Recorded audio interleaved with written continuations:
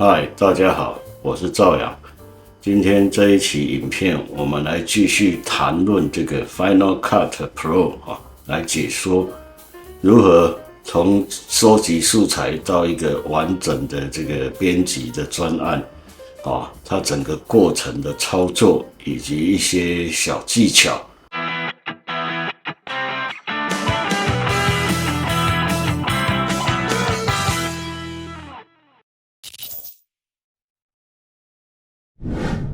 首先，我们这一集来接续一下上一集没有谈到的就是怎么把一个专案把它执行起来。那各位可以看到，我现在画面我选择这个就是我时常在用的一些片段测试用的。那我们把素材全部导出来之后，那因为我是用 S-Log 拍的各位可以看到左手边这边是事件的这素材的观览窗它是属于灰色的因为它是 S-Log 实力拍的，所以它就是灰片。那这边已经是有还原了颜色。那这个是怎么弄的呢？就是在这里把套色自定义的在颜色这边把这个自定的 LUT 把它拖进来再放掉滑鼠按着拖进来之后放掉就可以了。那我们在右上角这边这边就是影片的效果或者是调色，还有或者是声音或者说这一个影片的资讯片段的资讯通通在这边那你拖进来之后就会有这个自定 LUT， 左上角就会打勾。那这个 LUT 你就可以选择了那如果说你的 LUT 这个 LUT 你就固定放在一个资料夹，不要动那这边因为我有很多所以你如果说你的 Final Cut 里面没有出现，那你就要在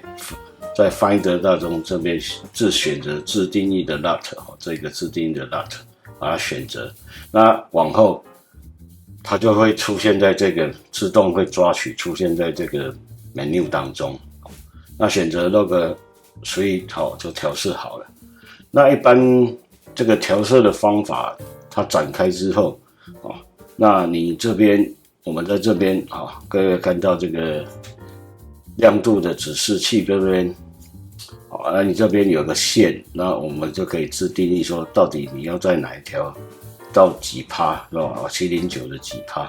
%那最低到几%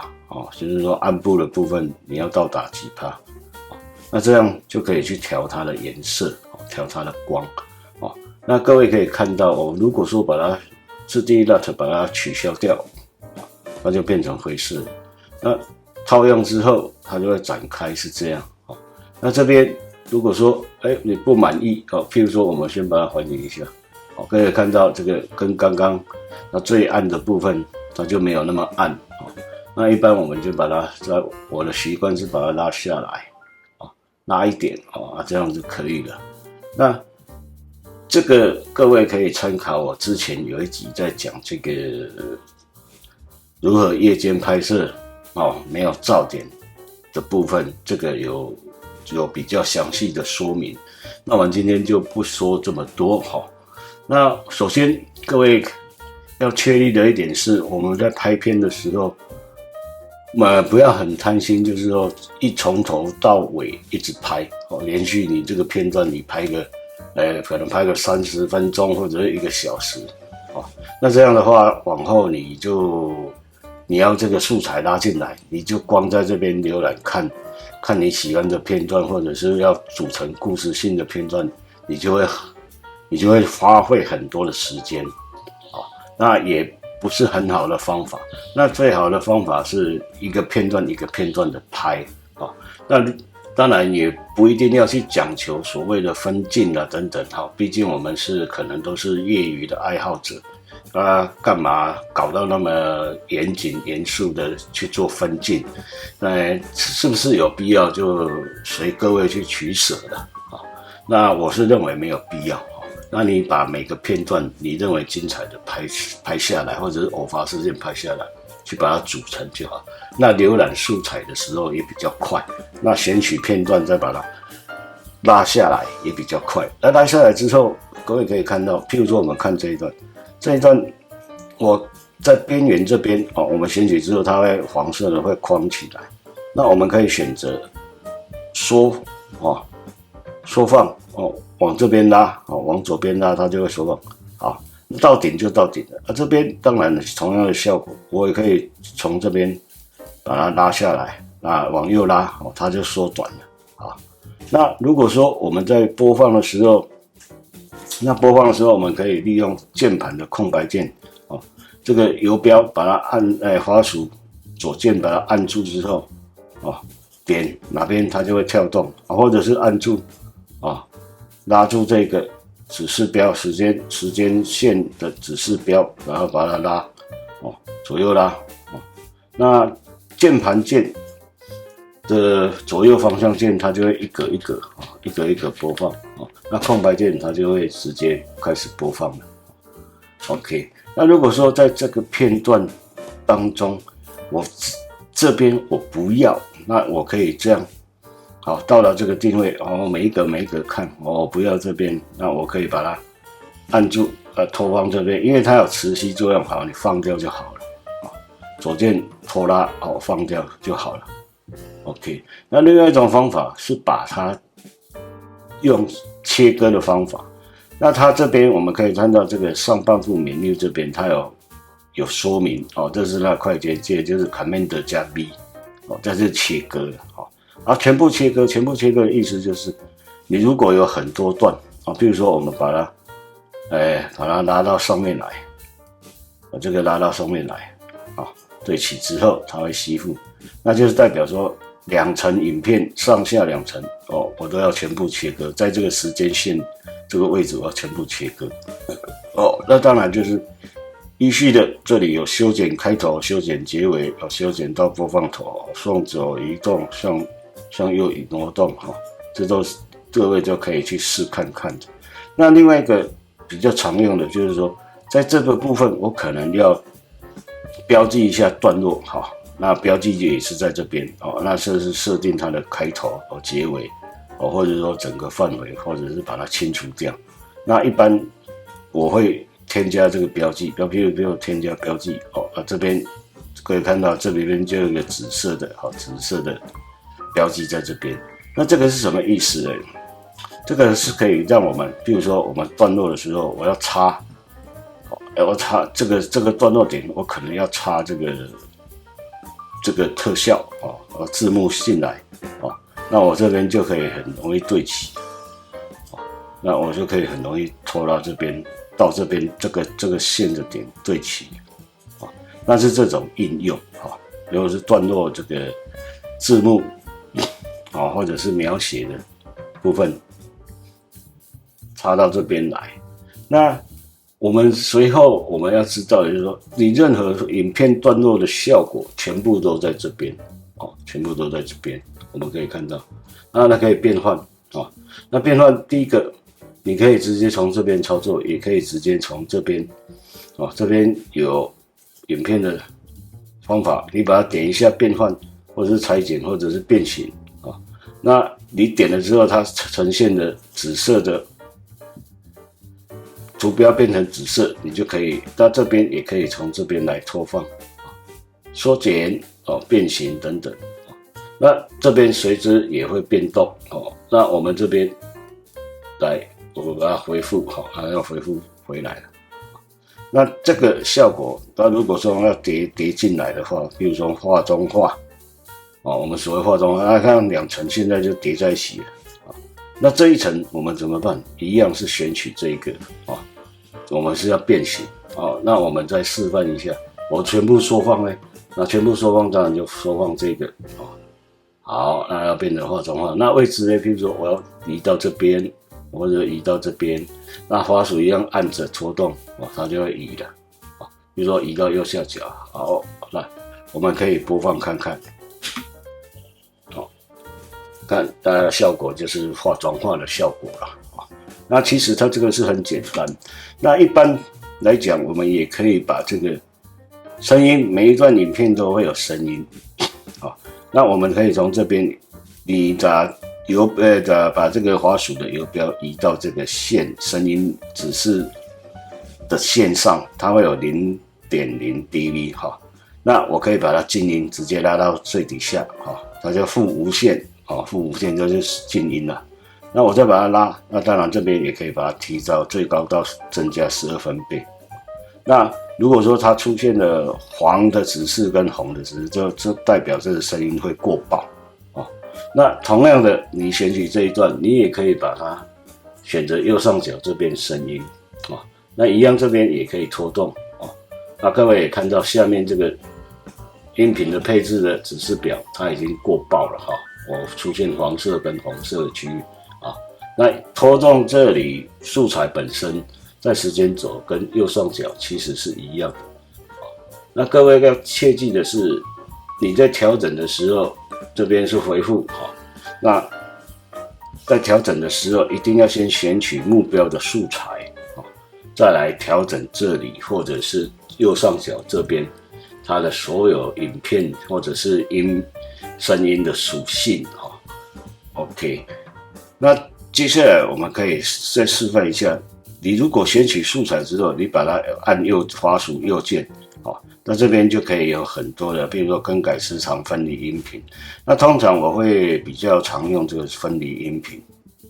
它就会分离。各位可以看到，它就分离。那分离之后，我可以按右键，我可以把它停用，它就变成灰黑色的，就代表这边已经不播放了。可以看到，我们可以看到这边已经不播放了。那这样来做，比较多重的变化那接下来就是要介绍一下，就是这个我们每一个这个影片这个专案的资源库它的储存的位置我们在右上角这边，我们要先选取这个资源库也就是专案资源库。那右手边这边，我们就可以看到，这个是在修改它的这个资源库，就是这个专案的色域空间是标准的，还是这个广色域 HDR 的？那储存的位置，各位可以看到，这个是可以自己可以更改的。那一般这个 Motion 的内容，就是说它演算特效的部分，一般是放在这个资料夹当中这个是你要放在资源库也可以那也要放在 Motion 这个缓存一般我们在或者备份，这就是你的素材的备份。如果你导入的时候有选取的话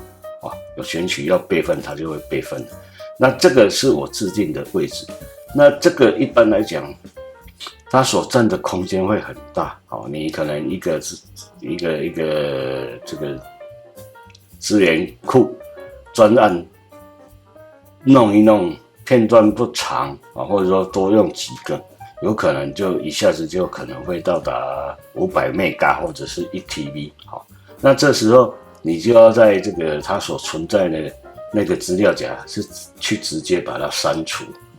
那譬如说我的是在这个部分我是在这个部分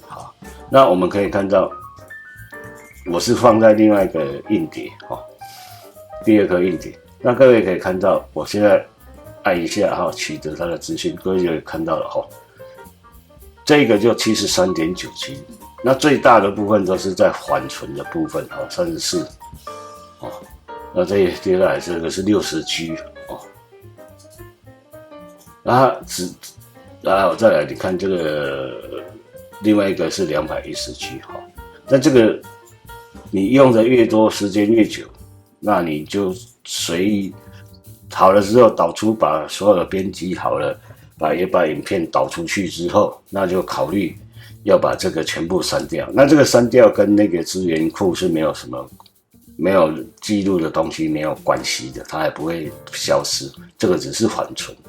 这个就占的这个硬碟的容量非常大，各位可能要特别注意这一点，不然你搞个2-3个那个影片，可能就硬碟就满了，那硬碟你永远也买不完就要定时的去清空它。好，那我们现在谈到这一个，就是再来回到这个影片的部分。那我们左手边右上角左边影片这个图示我选择这个。那这里有效果，如果我把效果，这就代表底下的所有的，不管它是变形的、防抖的、果冻效应后的速率的、啪啪啪等等这个都是全部都是它就变灰片了什么效果都没有了那打开就全部都有那颜色板这边不只可以只有一种，那也可以持续的去增加它这边是饱和度啦、颜色啦、曝光啦那变换刚刚有讲过了那变形的部分那个防抖动那防抖动它的使用方法也很简单，那你就直接打勾让它去运算它就会防抖动。那至于方法是你是要惯性的相机还是平滑的相机那个效果就由你自己去决定。那至于程度的部分，平滑的程度的部分，它预设是会在1你看如果是1的话比如说我们把它恢复1的话，你看这个它裁的部分就比较大，区域就比较大。那0就代表完全没有裁切那1就代表它的预设裁切的范围。那通常我的习惯是看画面的稳定性，还有就是镜头的部分那一般我用广角的时候，我大概是在 0.15 而已0.15到 0.2那如果是这个中长焦的，我大概是在 0.3那以此类推。当然这没有一个标准值你自己可以去实验看看，再去做决定那一般我们刚刚有提到的，就是说我们在很多素材那编排的时候，不只是这边可以去决定拖拉滑鼠左键按着可以拖拉去选择，那到下边的时候也可以再继续拖拉那在每一段跟每一段中间，你也可以在右下角这边现在我们看到现在这个效果栏那我们把它切到这个转场的部分，那你可以看你要用哪一种把它添加到2个中间或者说移动或者是说交换的把它拖到2个中间，它就可以放掉它就可以了。那接下来我们来看到这个是在颜色曝光这一部分的调整。那这个调整，因为我是要因应这个我自己所设定的就是说在曝光的部分。那这个曝光的部分我是用 S-Log， 如果说你709就只要不要超过指示范围的100不要低于这个指示的0那当然这如果你非得要也是无妨那饱和度的部分就是颜色的饱和度也分为高光它这边高光或者说全局直接拉我们现在没有看到效果我们全局直接拉那这个可以看到它就会饱和，这边也会指示RGB 这边色调也会指示就是看你怎么去调整它。那这个是属于偏色的部分看你要偏色哪一个部分。然后这边我们可以看到，在颜色板1这边，如果再加上点开之后往下的这个箭头点开之后，我们可以再增加这个色相或饱和曲线，或者是色轮，看你习惯用哪一种比如说是这个那这个之后这个色相为饱和度。那如果我觉得画面的饱和度不够呢哪一个区域或者哪个颜色，比如说我们讲这个绿色的草那我们在右手这边点一下它图示这个吸管吸管点一下之后到画面这边，比如说在这边变成一个吸管是这个颜色，点一下这边就有相对应的这个颜色的点那我们就把它拖拉，再把额度把它拉高，各位可以看到其他的颜色就没有拉高但是如果你把它偏移嘞，它就会曲线就会偏移。那我们把它拉到最高，就跟刚刚会有明显的不一样，颜色就会比较饱和，比较鲜艳。好，那我们把它恢复，各位可以看到了哈，这就是这种颜色的调法的用法。好，那至于声音的部分，我通常这边会有一个音频的分析要去用它。那如果说你有遇到嗡嗡声消除，各位可以去试看看降噪那这个降噪也要小心，一般是保持50就好。好的，我们回到这个效果这边那效果这边，那你也可以去裁接它各位记住，一定要先选择那我们这比如说修剪可以看到那就可以这样了原来可以这样那我就剪裁这边或者说剪裁上面我剪裁下面剪保留上面，或者是剪裁右边那这个就会形成一种效果如果我把2个叠加上来比如说叠加上来，那我选取这一个那各位可以看到我这个在右边有没有？这样就很适合来做一下比对的画面比对的这个作用那这个当然是指这个是单一个画格。那如果你要，我们接下来就讲到我们在选取素材这边怎么去移动它那这个就所谓有展开音频，也有展开视频动画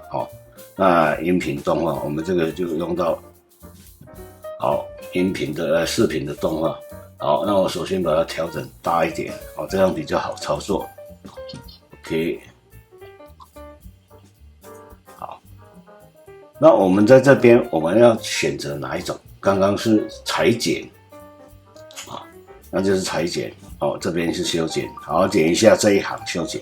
那我要在这个位置这个位置，然后按住我这个位置，然后按住这个 Option 键盘的 Option， 那就会有一个滑鼠就会右下角就会多一个加号。好，点击一下这就是所谓的关键帧。好的，那关键帧我们来选取关键帧。好，那我们做裁剪比如说大家可以看到裁剪。那我右手边也裁剪OK， 那我再加一个关键帧比如说在前进到这边的时候 OK，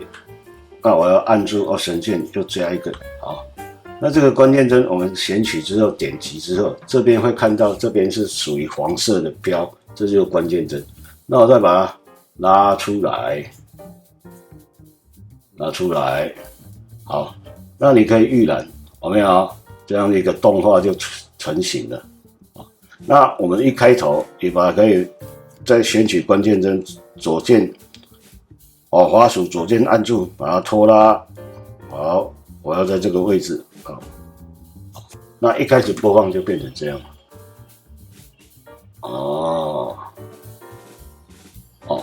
那这个是示范一下这个所谓这个视频动画的用法或者关键帧的用法。那当然你可以用裁剪，你也可以用变形那你也可以用这个放大缩小，也就是变换来去做这个动作那我们再回来，再来好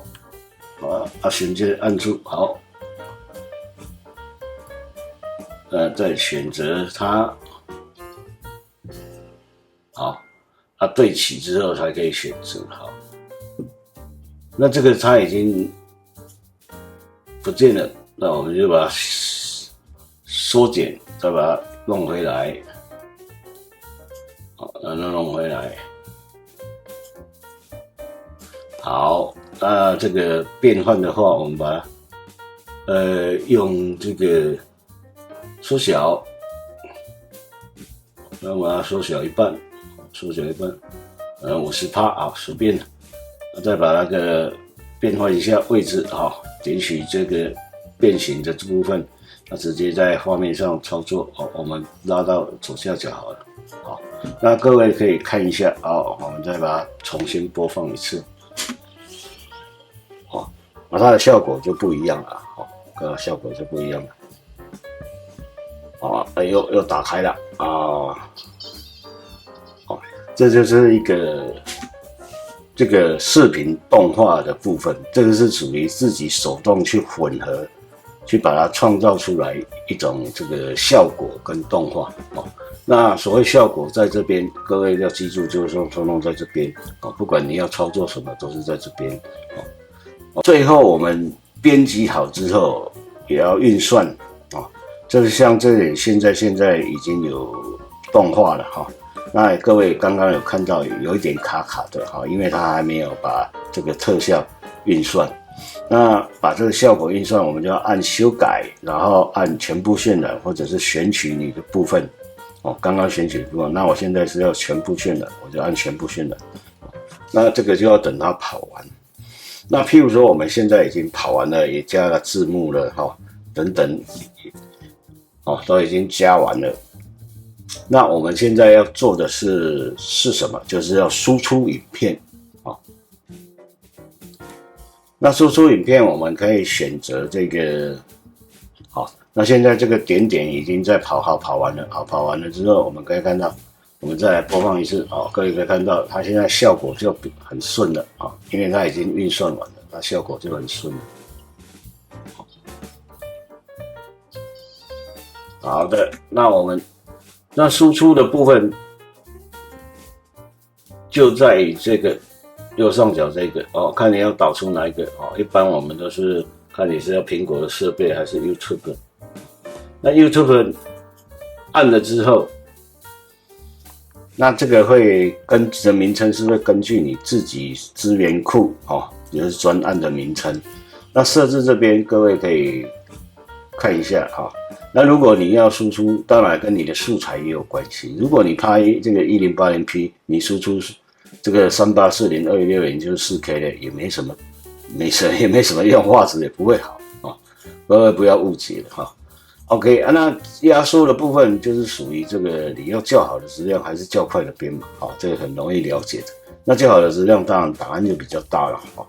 OK。那至于这个字幕导出字幕或者是固定字幕，就看你有没有导入字幕。那字幕的话 ，Final Cut Pro 它是用这个 XML 的这个字幕档那接下来它就有预估不一定是这个大小那接下来就下一步那就看你要储存在哪个地方看它要储存在哪个地方按储存它就开始就会输出了好，那今天就说到这边，